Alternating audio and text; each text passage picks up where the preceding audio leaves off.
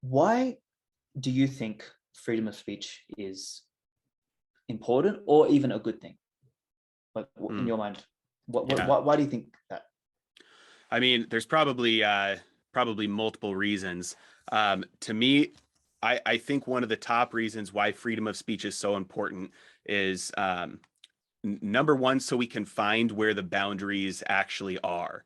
Because well, we know talking is very similar to thinking. I mean, we all know that like when you have to write something, you realize very quickly where your gaps in your thought process are.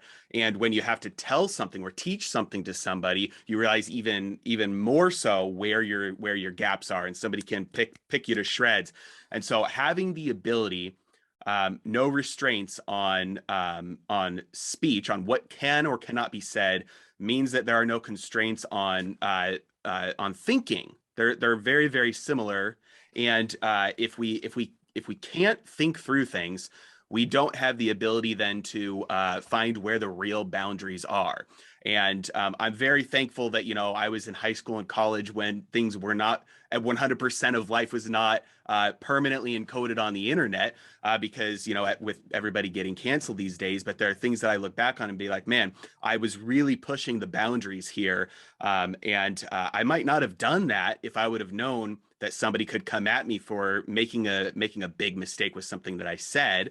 And I'm far better for it because I can look back and I can have easily identifiable boundaries now about what reality is and what is right and wrong.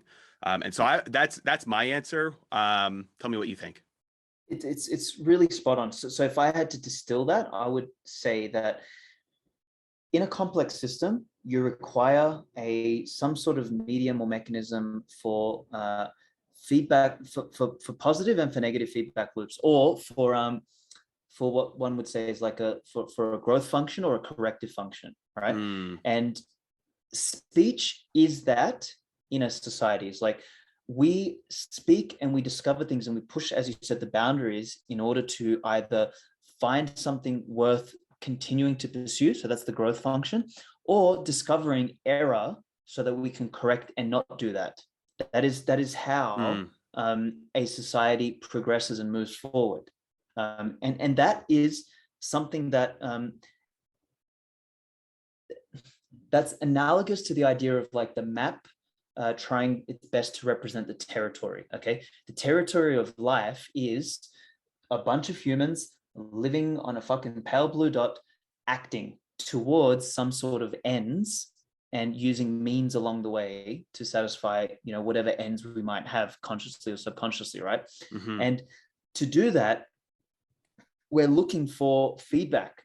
Was this a good idea? Like, should I step off the fucking cliff, or not? Like, and feedback tells us that, hey, that's not a good idea. You're going to kill yourself. So we adjust, we correct, we double down, we do that sort of stuff. And the only way to do that is to have some sort of signal to tell us to do that. And that's the role free speech plays in a society which attempts to map reality well. But in a society in which the model is reality and where we try and fit reality into the model, and mm, when reality doesn't fit into the model, we just ignore it. Like Keynesian economics is a perfect example right. of which CPI inflation is just one of those classic examples. It's like, okay, let's measure inflation, but let's take out food, let's take out Yeah. energy, let's take out all of these inconvenient things, and let's just Right. keep shit like Netflix and a TV in there, right? Yeah. So that's inflation. Like, it's completely fucking mind-boggling. You're literally lying to yourself. You're flying an airplane and you're like, let's just take the altimeter out because the altimeter is telling us that there's a mountain up ahead, but I don't want to believe that there's a mountain, so I'm just going to pretend like it's not hmm there. Like that. So in that kind of a world where you are desperate to make sure that the model is reality, what you have to do by definition is you have to censor the feedback, Mm, because that's what speech is. Speech is telling you, hey, we're on the fucking wrong track, or we're doing the wrong thing. Like, or an analogy I used recently on a podcast was this idea of let's say you and a group of people are walking through a desert, and the leader is holding the map, and the map says that there is water and, like, luscious food and everything everywhere. And you guys all have a little bit of water with each of you. And the leader is looking at the map and pretends and believes that the map is reality. And everyone else is like, hey, man, it's a fucking desert here. We shouldn't be drinking all of our water because we're going to starve, or sorry, we're going to die of thirst. Mm-hmm. And the leader is like, no. The map says there's water everywhere here. We're going to be okay. And you're like, no, but there's no fucking water. It's a desert. And so he says, look, you're going to scare everyone. Shut the fuck up. So he kills you so that he can continue his fantasy. And that's kind of the world we're living in today. We're literally eroding everything around us. We're destroying everything around us. We're shutting down businesses. We're restricting speech. We're fucking playing, biological games with everyone, like all of this crazy insanity across the board. And we're pretending like it's not happening because our little models are supposedly more important than what the feedback of reality is. And that's a very dangerous place to be in, number one. And that is, I mean, for me, that's like, we won't wake up from that like fantasy until we're the person who is actually making that decision that the map is the real thing actually runs out of water and dies. But hopefully the other people don't die alongside. And this is the importance of Bitcoin, is that some of us have chosen to like take what little water we have left and just go in a different direction, and go actually build a map that actually represents reality and not this fantasy. Yeah. It's very similar to an idea that I talk about from a standpoint of risk a lot, that you can't eliminate risk, you can only transfer it. And if you have, let's say, a group of people standing next to a cliff, one person, let's say, gets too close and they fall off the edge, what will everybody else do?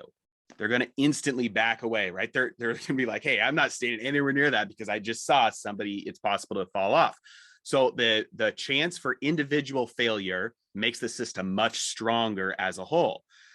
If you take a different approach, though, to the solution, and you give everybody a rope and everybody has to hold on to a rope, suddenly people, they'll get close, they'll look over. If, let's say, one person slips, well, now everybody else is holding on the rope, so they pull him back. Now there is no risk of failure, because if I get too close to the edge, everybody else will pull me back, which means everybody gets too close. And now that risk wasn't eliminated by the rope, it's just transferred to the hole and everybody falls off. So by transferring risk from the individual to the system, you don't eliminate that risk, you just make the system much more fragile. And it's that idea of the feedback that you're talking about. If you try and force reality into your model and censor the feedback, you're taking the risk from not correcting when you have that negative feedback and forcing it onto the system until the system collapses. Yeah, totally. Dude, that is such a great analogy, and I think I'm going to steal it and use it elsewhere. Take it, yeah. Like, dude, it really is. It's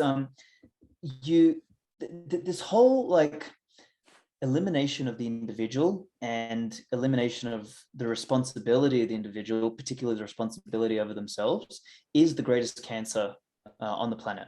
Like, it's really the only pandemic that exists, and it's existed from the beginning of time. It's this idea of, you're not responsible for you, but you're somehow responsible for everyone and everything, which is too vague to actually nail down to something. So no one's actually responsible for anything. So we're all kind of somehow responsible for everyone, is exactly that rope analogy. Is like, we're all fucking falling off this cliff together, because we're all in this together.